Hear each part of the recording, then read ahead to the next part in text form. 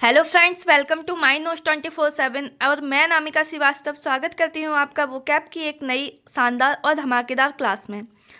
तो गाइज, आप सभी को पता है कि रोज़ एक वोकैब का बहुत ही शानदार सेशन चल रहा है जिसमें मैं आपको मीनिंग्स के साथ साथ उनके सेंटेंस में उनका यूज कैसे करें ये भी मैं आपको सिखा रही हूँ।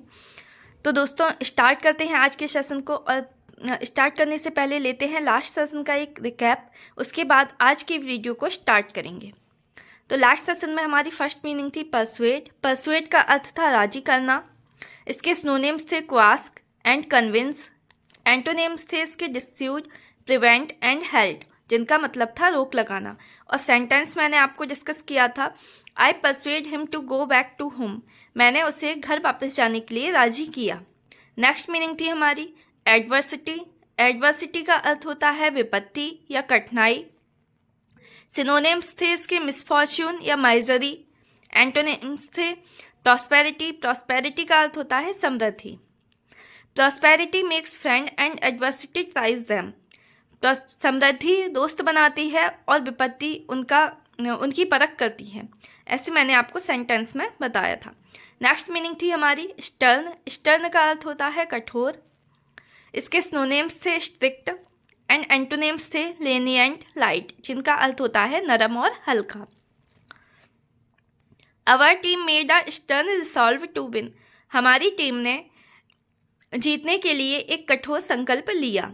तो इस तरीके से हमने स्टर्न का यूज अपने सेंटेंस में किया है। आप नॉर्मली मैं आपको बार बार एक ही चीज़ कहती हूँ कि इन वर्ड्स को मैं नॉर्मली सिंपल सेंटेंस में इसीलिए डालती हूँ ताकि आप भी उनसे सेंटेंस बना सकें, उन्हें अपनी डेली लाइफ में यूज कर सकें।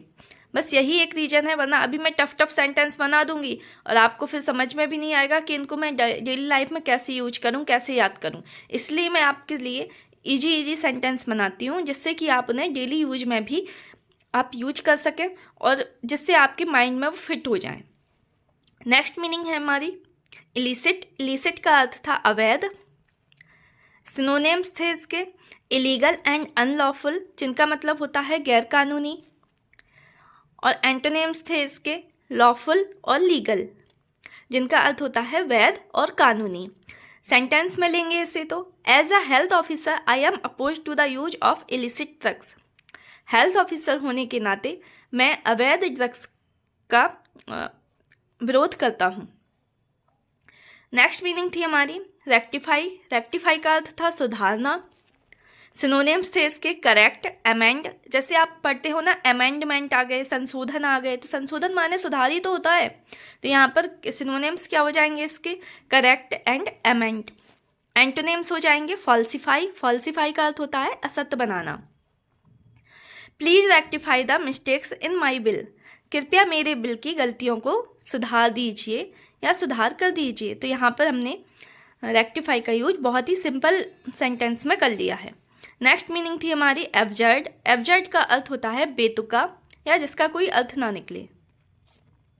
सिनोनिम्स थे इसके रिडिकुलस। एंटोनिम्स हैं सेंसिबल, रीजनेबल, जिनका अर्थ होता है समझदार। It is absurd to argue about this. इसके बारे में आर्ग्यू करना बेतुकी बात है या इसके बारे में आर्ग्यू करने से कोई मतलब नहीं निकलेगा। तो यहाँ पर हमने एब्जर्ड को सिंपल सेंटेंस में यूज कर लिया है। नेक्स्ट मीनिंग है हमारी ऑब्स्टिनेट। ऑब्स्टिनेट का अर्थ होता है जिद्दी। सिनोनिम्स थे इसके स्टबर्न। एंटोनिम्स से फ्लेक्सिबल, डोसाइल, जिनका अर्थ होता है विनम्र। He is obstinate and determined and will not give up. वह जिद्दी है, जिद्दी और दृढ़ संकल्पी है और कभी भी हार नहीं मानता। नॉट गिव अप का मतलब हो जाएगा हार नहीं मानता है। नेक्स्ट मीनिंग थी हमारी एमेबल। एमेबल का अर्थ होता है मैत्रीपूर्ण या मित्रतापूर्ण। सिनोनिम्स थे इसके फ्रेंडली, एमिकेबल, वार्म हार्टेड। और एंटोनिम्स थे इसके होस्टाइल। होस्टाइल का अर्थ होता है शत्रुतापूर्ण। He is an educated, amiable and decent man. वह एक पढ़ा लिखा, मैत्रीपूर्ण और सभ्य व्यक्ति है। नेक्स्ट मीनिंग थी हमारी इरूडाइट। इरूडाइट का अर्थ होता है विद्वान। सिनोनिम्स थे इसके स्कॉलरली। एंटोनिम्स थे अनस्कॉलरली, इग्नोरेंट, जिनका अर्थ होता है अज्ञानी। This is an erudite old man, यह एक विद्वान बूढ़ा व्यक्ति है। नेक्स्ट मीनिंग थी हमारी ऑफ सीन, और क्लास 4 की हमारी लास्ट मीनिंग थी ये ऑफ सीन। ऑफ सीन का अर्थ होता है अश्लील, अश्लील या गंदे।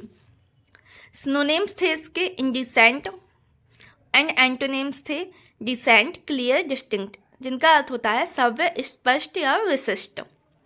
इसको मैंने आपको सेंटेंस में बताया था कि in the raid police found several boxes of seen video tapes, मतलब रेड में पुलिस को बहुत सारे बॉक्स मिले, किसके?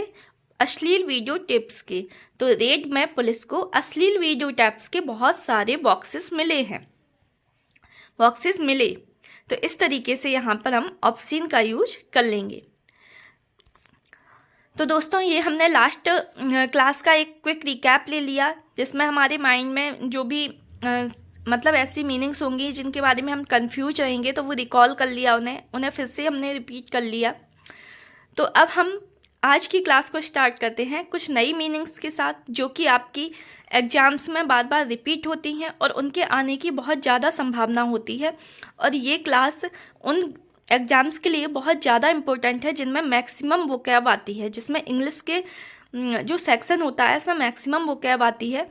जैसे कि आपका एमपी हाई कोर्ट ले लीजिए, एमपी हाई कोर्ट का AG3 और स्टेनोग्राफर का जो पेपर आता है उसमें मोस्टली वोकैब आती है 12 से 13 नंबर की। और ये उसमें आप ये सोचेंगे कि 12 से 13 नंबर में सारा आ जाएगा, जैसे कि आइडम फ्रेजेस हो गया या फिर और भी आपके वन वर्ड हो गए, तो नहीं, ओनली 12 से 13 नंबर में आपके सिनोनिम्स एंड एंटोनिम्स ही आते हैं। तो आज की क्लास को स्टार्ट करते हैं। आज की हमारी फर्स्ट मीनिंग है एनिग्मेटिक। एनिग्मेटिक का अर्थ होता है रहस्यपूर्ण। इसके सिनोनिम्स हैं पजलिंग एंड मिस्टीरियस। एंटोनिम्स हो जाएंगे प्लेन, स्ट्रेट फॉरवर्ड, यानी साधा या सीधा, जिसमें कोई भी रहस्य ना हो। हिज रिप्लाई वाज हाईली इनिग्मेटिक, मतलब उनका उत्तर अत्यधिक रहस्यमय था। तो यहाँ पर एनिग्मेटिक का क्या अर्थ निकला? रहस्यमय या रहस्यपूर्ण। नेक्स्ट मीनिंग है हमारी लेमेंट। लेमेंट का अर्थ होता है विलाप करना या दुखी करना, दुखी होना। सिनोनिम्स हैं इसके मौन एंड एंटोनिम्स हैं सेलिब्रेट, रिजॉइस, जिनका अर्थ होता है आनंद करना या खुशियां मनाना। Ken began to lament the death of his only son. Ken अपने इकलौते बेटे की मौत पर विलाप करने लगा। तो यहाँ पर लेमेंट का अर्थ होता है विलाप करना, और उसको हमने एक सेंटेंस के जरिए समझा है। नेक्स्ट मीनिंग है हमारी इटर्नल। इटर्नल का अर्थ होता है निरंतर। सिनोनिम्स हो जाएंगे इसके perpetual, forever and ageless and everlasting. Everlasting मतलब जो अंत तक चले, निरंतर चले।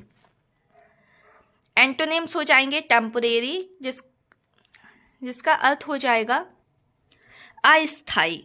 टेम्पोरेरी का अर्थ क्या हो जाएगा? अस्थायी, जो कि इटर्नल का अपोजिट हो जाएगा या एंटोनिम हो जाएगा। इसको सेंटेंस में देखेंगे तो honesty and diligence. Honesty and diligence should be your eternal mates. इसका मतलब होगा कि ईमानदारी और परिश्रम आपके निरंतर साथी होने चाहिए या शाश्वत साथी होने चाहिए। शाश्वत का अर्थ भी होता है निरंतर।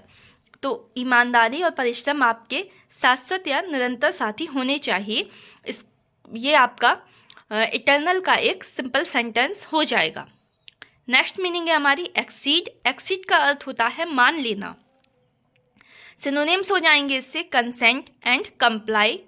एंटोनिम्स हो जाएंगे डिनाई। डिनाई का अर्थ होता है मना करना। Will you accede to her request. क्या आप उसका अनुरोध स्वीकार करेंगे? यहाँ पर क्या हो जाएगा इसका अर्थ? क्या आप उनका अनुरोध स्वीकार करेंगे। तो एक्सीड का अर्थ होता है मान लेना या स्वीकार करना। नेक्स्ट मीनिंग है हमारी ट्रियम्फ। ट्रियम्फ का अर्थ होता है सफलता। सिनोनिम्स हो जाएंगे इसके विक्ट्री। एंटोनिम्स हो जाएंगे डिफीट, सॉरो, फेल्यूर, जिनका मतलब होता है असफलता। तो इसको सेंटेंस के माध्यम से देखेंगे। The new bridge is a Triumph of engineering. तो जो नया पुल है वह इंजीनियरिंग की विजय है। इसका क्या हो जाएगा? नया पुल इंजीनियरिंग की विजय है।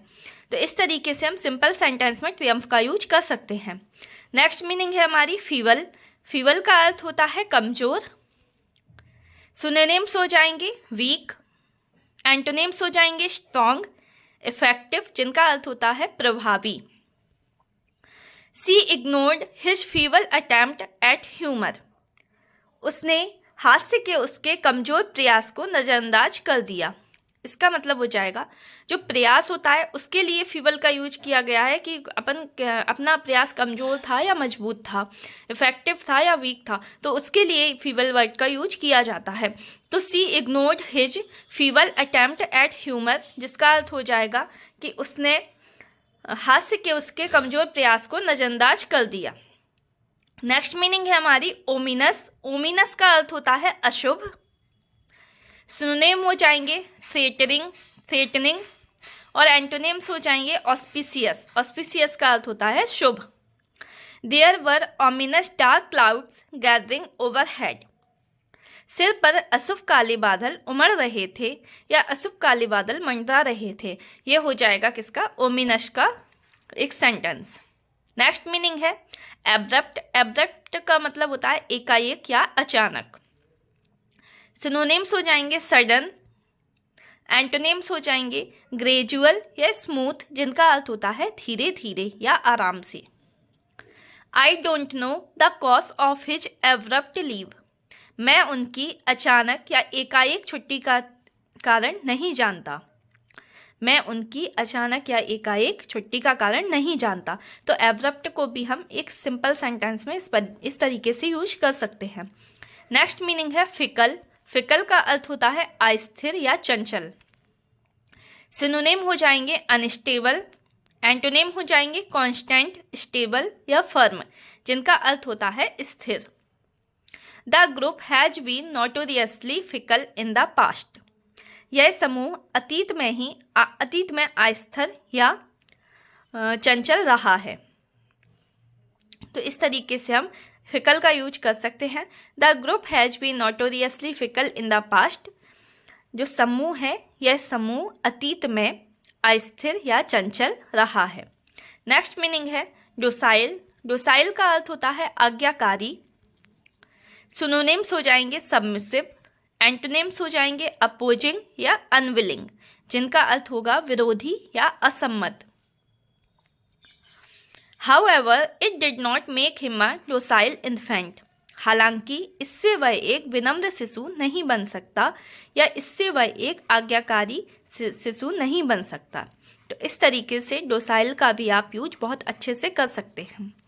तो दोस्तों आज यहीं पे हमारी क्लास का एंड होता है। तो आपको ये क्लास कैसी लगी? अगर अच्छी लगी है तो लाइक करिए, चैनल को सब्सक्राइब करिए, जिससे कि नेक्स्ट वीडियो का नोटिफिकेशन आपको सबसे पहले मिले।